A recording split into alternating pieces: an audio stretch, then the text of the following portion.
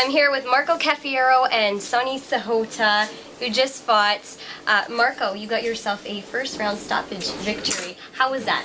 It was pretty exciting. You know, I was not gonna lie. You know, I was pretty nervous coming into here and coming into this fight, and I knew he was a tough opponent, and I was aware that he was going to be pretty slick on the ground, and I've heard some rumors that, you know, that he's been training his jiu-jitsu. So he threw the first kick and we went to the ground. As soon as we hit the ground, I was just like, okay, just try and stay calm, and so I just threw some punches and TKO. But he was a tough opponent, very respectable opponent. For sure. What was your game plan coming into the fight?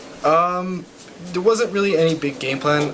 Basically, it was just to stay calm and relaxed through all the situations. You know, I have lots of faith in my coaches and my training, and just to stay calm and relaxed and try to stay out of the guard as much as possible. Sure. Yeah. And where are you training? I train at Studio 4 Athletics and Ashley Capoeira in Victoria. For sure. Sony, what did you know about Marco coming into this fight? Well, I knew he was a tough opponent, even though this is his first MMA fight. You know, his being a capoeira, you know, he has a lot of good stand-up, and I was aware of that. And you know, I thought I could keep it standing for a while, but I didn't know much about his ground game, so I practiced a lot of my ground game just to make him a little more nervous. But I guess that was my downfall. And you know, you learn from your mistakes, and you know, I'll be back. And you know, I was actually looking forward to seeing your capoeira in the cage, and you know, I have a lot of respect for that tradition. And you know, oh well, maybe next fight you can check it out and dazzle some audiences with that. So, if you were to go back and redo whatever happened in the cage, what exactly went wrong for you? I think what went wrong was like I don't know. It's just that first hit when he hit me, and then he hit me again, and you know. Once you get hit in the face, you know, yeah, your game goes down and your skill level decreases. So it's just initially getting hit, and then after that, you just become a white belt, and it's game over. So what's next though for you? So next, just more training, more stand up, more, you know, just keep training and get back in the cage and start fighting more. It's basically all I can do is just improve. Sure. And I'm sure you're going to be doing that. And yeah. You know, I think he's still, even though it's a short fight, I'm really looking forward to seeing his fights. You know, I think he's a very exciting fighter. He's very young, and I think he has a lot of potential. And I would love to see him fight again. Yeah, for sure. Yeah, for sure. Big question for you guys: UFC 118, BJ Penn, Frankie Edgar rematch. Who's winning? BJ Penn. BJ Penn. Yeah, BJ Penn. And why is that? I consider him the most well-rounded fighter in the world. I don't know what happened last time. I didn't watch it, but I heard something about the scoring.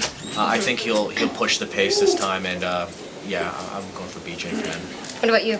I'd probably say BJ Penn too. I think he's really determined to get his belt back after last time. I think he's probably more motivated than he's ever been. So I think he wants to show the world that, you know, he's still the champ, and that was just a fluke last time.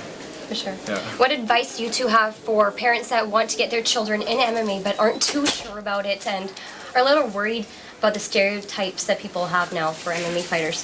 To find a very trustworthy and respectable gym.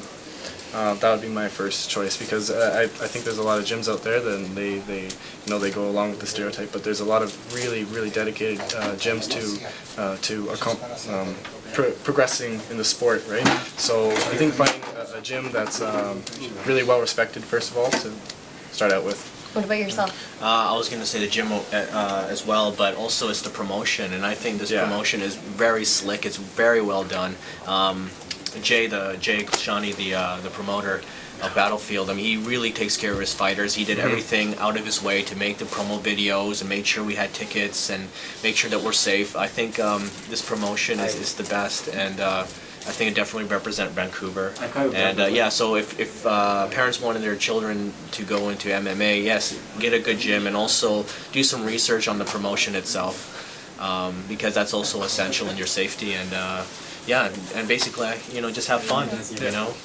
Last but not least, where did you learn to do that backflip?